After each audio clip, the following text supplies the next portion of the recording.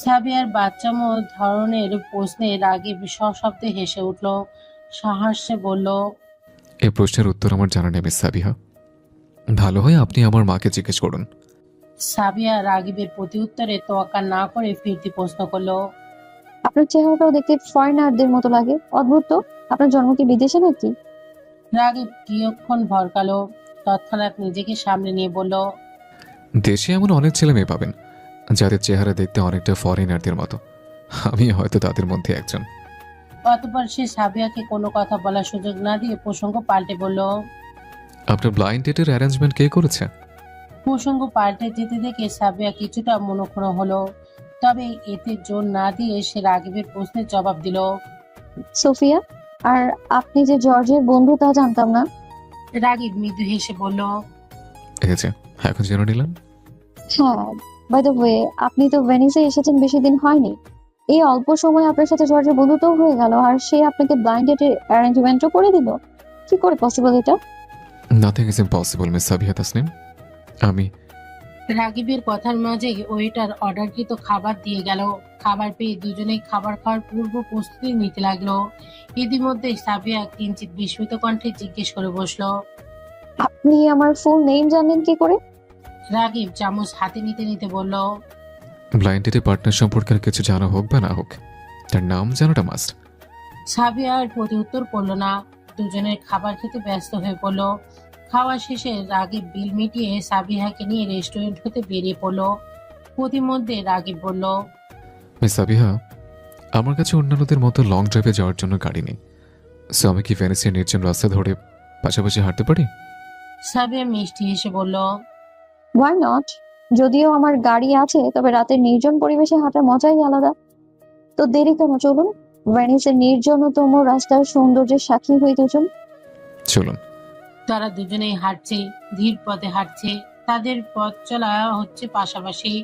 ভ্যানিসের রাতের সৌন্দর্য নিজের সর্বস্ব যেন বিলিয়ে দিতে চাইছে রাগীব ও সাবিয়ার প্রতি। দুজনে নীরবে হাঁটছে। সাবিয়া মাঝে মাঝে কোনো এক কারণে লাজুক হাসে।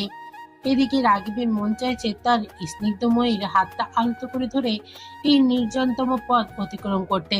তার মন চাইছে এই রূপশীলাতে একটি অঘটন ঘটিয়ে ফেলতে, সাবিয়াকে নিজের মনের কথা বলতে। কিন্তু এই শুভ কাজের সঠিক সময় এখনই নয়। এই মুহূর্তে তার দরকার কিছু ধৈর্য। রাগীব ও সাবিহা নিজ মনে অন্তরালে কল্পনায় একে অপরকে নিয়ে মুগ্ধতায় ঘেরা কিছু সময় কাটাতে লাগলো। নিঃশ্রুপে তাদের মধ্যকার সময়টা দিব্যি কেটে গেল। হাঁটতে হাঁটতে তারা প্রায় জনমানব শূন্য একটি রাস্তায় এসে পৌঁছালো। আচমকা কোনো কিছু বুঝে ওঠার পূর্বেই একজন ইতালির লোক তাদের দিকে ছুরি ধরে ভয়ার্ত কণ্ঠে বলল। নিজেদের কাছে যা যা আছে সব দিয়ে দাও। হঠাৎ উদিত হওয়া বিপদাপন্ন পরিস্থিতির পরে সাবিয়া ঘাবড়ে গেল। তবে রাগীবের মাঝে কোনো পরিবর্তন হলো না। সে দিব্যি পকেটে হাত দিয়ে দাঁড়িয়ে আছে। না সে হঠাৎ উদিত হওয়া লোকটিকে কিছু করছে, না সে লোকটির কথা মান্য করছে। রাগীবের এমন গাছাড়া ভাব দেখে সাবিয়া ও লোকটি উভয়জন বিস্মিত হলো। লোকটি আরো ঘাবড়ে আশেপাশে এক নজর বুলিয়ে এবার রাগীবের দিকে ছুরি ধরে বলল। চুপচাপ দাঁড়িয়ে না থেকে আমাকে সব দিয়ে দাও, আর তোমার গার্লফ্রেন্ডকেও বলো সব দিয়ে দিতে। এই বলেই সে সাবিয়ার দিকে ছুরি তাকলো। কিন্তু আকস্মায় মুহূর্তের মধ্যেই সাবিয়ার দুই হাত মুঠো ধরে ডান পা শূন্যে তুলে লোকটির ঘাড়ে সজোরে আঘাত করলো। সাথে সাথে ঘাড় মটকে যাওয়ার শব্দ হলো।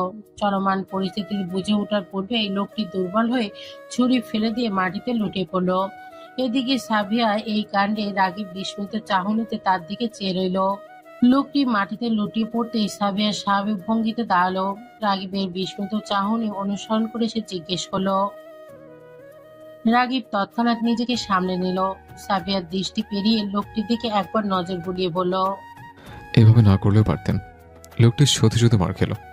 রাগীবের এহেন কথায় কর্ণপাত হওয়া মাত্রই সাবিয়ার নেত্রজোড়াল যেন বিস্ময়ে কপালে উঠে গেল। সে বিস্মিত কণ্ঠে বলল। শুধু শুধু মার খেলো? কি বলছেন আপনি? এই যে রীতিমতো আমাদের ভয় দেখিয়ে টাকা হাতিয়ে নিতে চাইছিল, সেটা কি আপনার নজরে পড়েনি? রাগীব এই পর্যায়ে কিছুটা সংকুচিত হয়ে এলো, বলল। একটু ভয় দেখালে লোকটা চলে যেত। সাবিয়া রাগীবের কথা অনুসরণ করে লোকটির দিকে তেড়ে যেতে যেতে বলল। কখনোই যেত না। একে আরো দু চারটা মারা দরকার। নিজের দিকে সাবিয়াকে আরো একবার তেড়ে আসতে দেখে ইতালি লোকটি ঘাট ধরে কোনো মতে উঠে দাঁড়িয়ে প্রচন্ড ভয়ে ছুরি রেখে পালিয়ে যায়। তার কাছে এই মুহূর্তে সাবিয়াকে জমের চেয়েও কম মনে হচ্ছে না। সে আর পিছনে ফিরে তাকালো না, বরং যত দ্রুত সম্ভব পা ফেলে সে নিজ ঠিকানায় ফিরে যেতেই পা বাড়ালো। লোকটি চলে যেতে রাগীব আত্মপক্ষ সমর্থনের স্বার্থে সাবিয়াকে বলল। দেখলেন তো, লোকটা ভয়েই পালিয়ে গেল। সাবিয়া প্রত্যুত্তর করলো না। দুই হাতে পরনের জ্যাকেট স্ক্রাপে ঠিক করতে লাগলো। অতঃপর তার কাজ শেষ হতেই সে হতাশ কণ্ঠে রাগীবকে বলল। একজন ছেলে হয়ে আপনার কাছে মোটেও এমনটা আশা করিনি আমি। চাইলেই আপনি লোকটাকে মারতে পারতেন। রাগীব মৃদু হেসে জবাব দিল। সব জায়গায় মারপিট করা মানায় না, ঠান্ডা মাথায় রেখে কাজ করতে হয় কিছু জায়গায়। সাবিয়া আর প্রত্যুত্তর করতে স্বাচ্ছন্দ্য বোধ করলো না, ফলে সে বলল। আচ্ছা বাদ দিন, যা হওয়ার তা হয়ে গিয়েছে। শুধু শুধু এই বিষয়ে কথা বলে আমাদের কথা কাটাকাটি হতে পারে।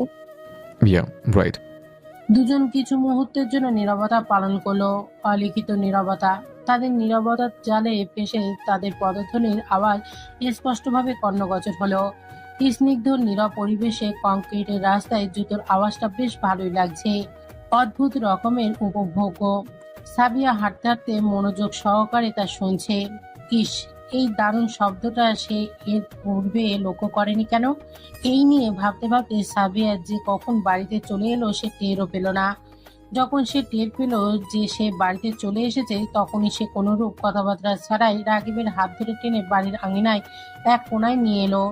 সাবিয়ার আকস্মিক এই কর্মকাণ্ডেও রাগীবের চূড়ান্ত পর্যায়ে বিস্মিত হলো।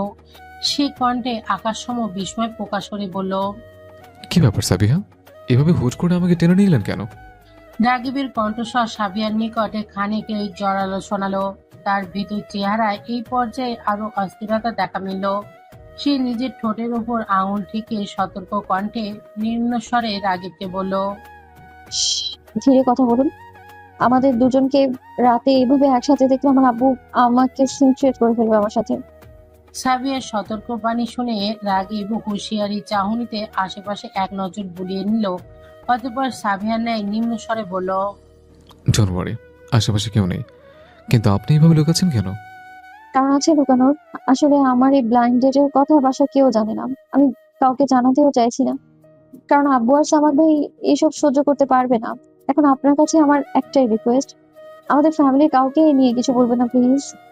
রাগীব বাধ্য ছেলের ন্যায় বলল। ওকে। আপনি এবার চুপচাপ আপনার রুমে চলে যান, আমিও আমার রুমে চলে যাই। আমি সবাইকে বলে রেখেছি সোফিয়ার সাথে আজকে রাতে মুভি দেখবো। এখন আবার গিয়ে বলতে হবে যে আমার ভালো লাগছিল না বিধায় আমি চলে এসেছি। আপনাকে যদিও এই নিয়ে কেউ কিছু জিজ্ঞেস করবে না, বাট তারপরেও সতর্ক থাকবেন। ওকে ডান। আর আপনি এ নিয়ে চিন্তা করবেন না, আমার পক্ষ থেকে আপনি নিশ্চিত থাকতে পারেন সাবিহা। রাগীবের কথা সাবিহা মুচকি হাসি দিল এবং মুহূর্তেই পূর্বে ন্যায় সতর্ক দৃষ্টি ফেলে একবার আশেপাশে নজর বুলিয়ে নিল। অতঃপরে নিজেকে একদম স্বাভাবিক রূপে রূপান্তরিত করে বাড়ির ভেতরে চলে গেল। রাগীব সাবিয়া যাওয়ার পানে চেয়ে মৃদু হাসি সহিত বলল।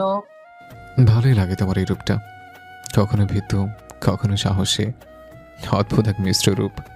সাবিয়ার বিয়ের জন্য ছেলে ঠিক করেছি আমি। ডেটও মোটামুটি ফাইনাল। আগামী 2 সপ্তাহের মধ্যে বিয়ের ডেট পাকাপুক্ত করতে চাচ্ছি আমি। তোমার কি মতামত? গম্ভীর কণ্ঠে এক নিঃশ্বাসে কথাগুলো বলে বিরতি নিলেন আফসার সাহেব।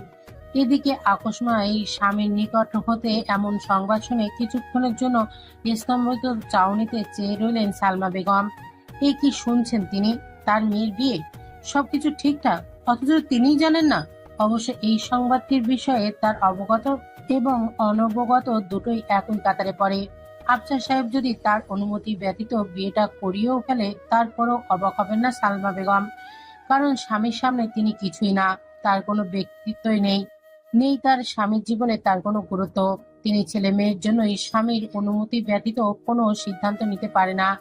সবটা যেন তথাকথিত বাঙালি সমাজের একজন আদর্শ স্ত্রী।